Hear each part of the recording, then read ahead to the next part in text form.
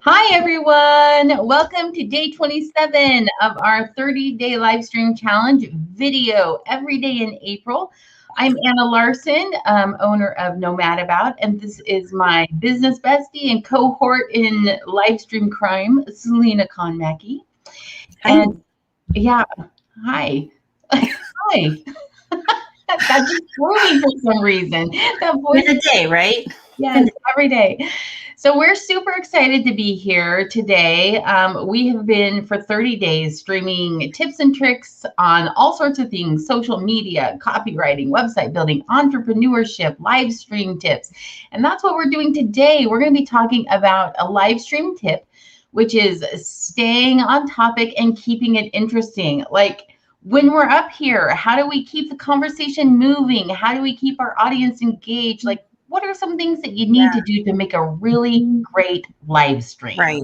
I'd like to just jump in before Anna says her list, but if you're co-hosting, have a co-host that you really jive with. You know what I mean?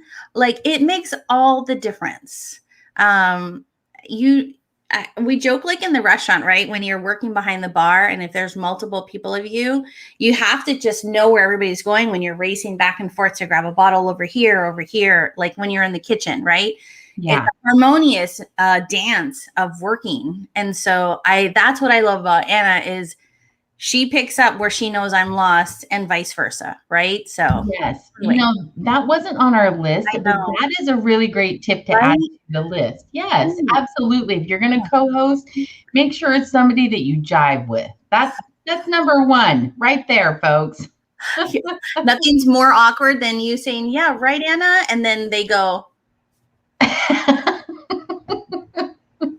that is so very true, because if you don't have something to say and they can't fill that silence, that is tip number one. Yeah. We don't want any long, awkward pauses. Right. None. I won't do it because it would be long and awkward. You just made my underarm sweat, girl, because I was like, I get so much anxiety when there is awkward pauses, and you almost feel so bad for those, right? Yeah. So, and I like how you said don't need to fill up the silence with banter, which I am a queen of saying but not because I don't know how to fill the silence. I said it again. It's a natural filler, and when you're live streaming, you really have to work hard to make sure that you're moving constantly forward on your topic, so that you don't feel the need to say But is a natural filler when there needs to be a pause so you can regroup in your brain. Right. And that's when a co-host can come in really handy. Right. So Selena paused for a second and I'm like, let me jump in. Right. I forget what they call that too. Like there's a term for using like that kind of a filler. I don't know what it is because I don't know how to research and retain certain names, but yes, I think that's a great tip, Anna. Thank you very much. So tip number 2, keep it to your agenda, because we know you planned out this live stream, right? Yes. And this is what's one of those things that's going to help you continue to move forward with the conversation, is if you stay with your agenda. Because sometimes you can stop and get really like hyper focused on a single point, and you'll lose the interest of your audience in that way. No, for sure. Anna and I have done many of these, and we have honed our craft, and we know when we go off script what it does to the momentum of the show, and it can make you lose track. And so you just have to really set yourself up to how it's going to flow, follow it to a T. Anna and I want to show you what we do for our coffee chat, and we have it. Some people call it run of show. Some people call it a script. So we're going to just share with you guys what type of an agenda could look like for you. Yeah. Let's magic. Let's see the magic. I know. I'm like, come on. Add to the magic. There it is. So this is what Anna and I have. And we love other things, which is not today's topic. But when people when when our guests fill in certain things, when we do certain things, everything kind of zaps and automates into this Google Doc for us so that we are working smarter.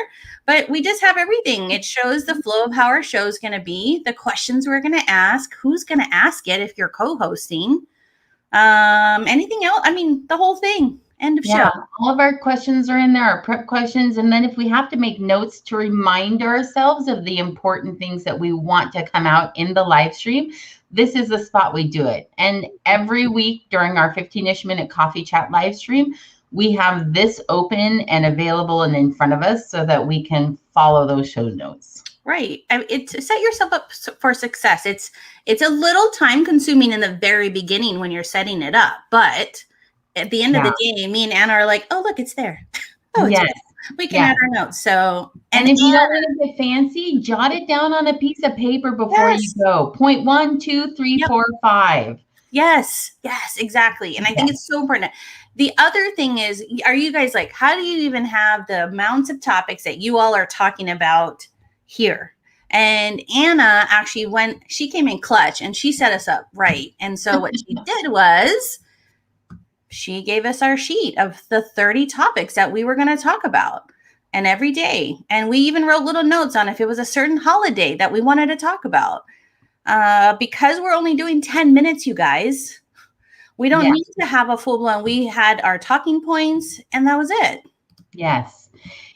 And this is really helpful because point number 3, you want to know the value your live is trying to achieve. So if you don't keep an agenda or write down your own talking points and you're just rambling thoughts, some people are into that kind of live. I'm not going to naysay all rambling thought live streams because sometimes that's what we're looking for. But when people are searching for you and what you can offer during your live stream, know the value of what the information is that you're providing them. And when you know the value and you follow your agenda, then you provide the value, which makes them come back and want to listen to you again.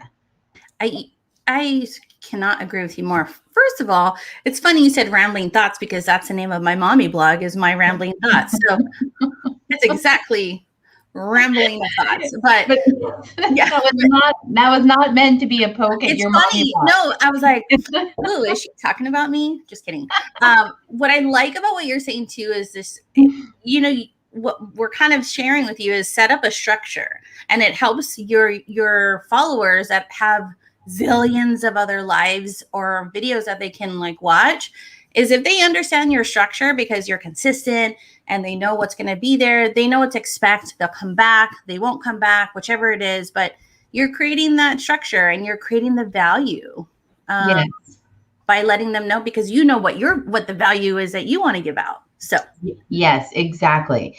So our next tip is that you always want to make people feel like they're part of the stream. So how can they engage with what you're doing?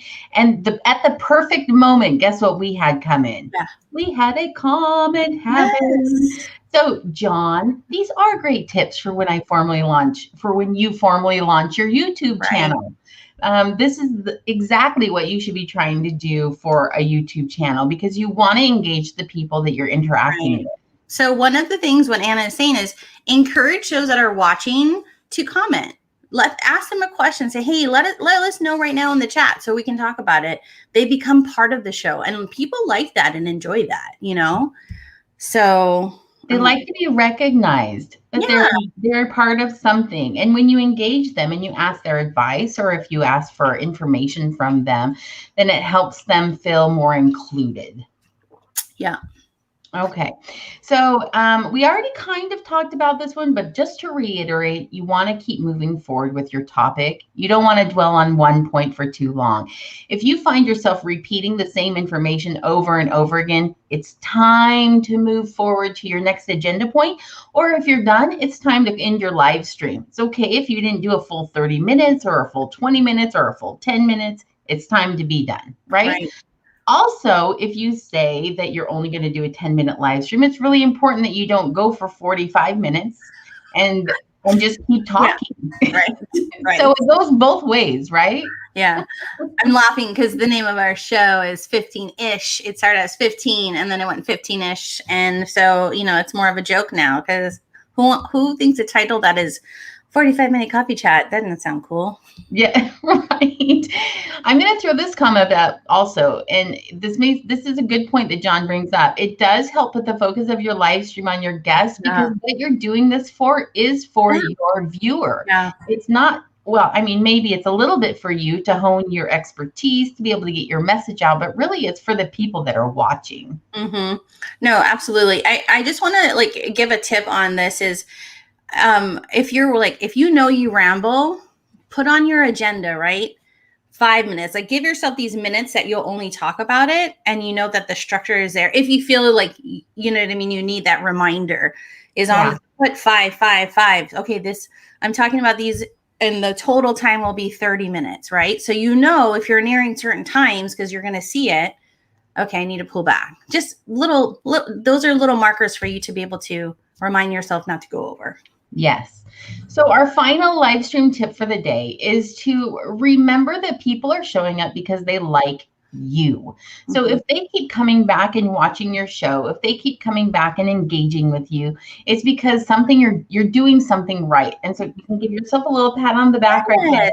I'm doing something right.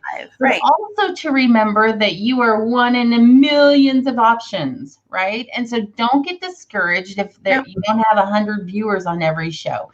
It's actually atypical to have a huge number of live viewers during your live stream. Yes. So just remember that coming back and then being able to watch the replay is going to be a really important part, which is partly why you don't want it to be boring, with long pauses, random conversations. I'm just throwing out all the things right now. But just, and just a quick note to what she was saying. If you are a live streamer, you'll notice that whatever software you use will have the time, and it will show you how many people are watching you.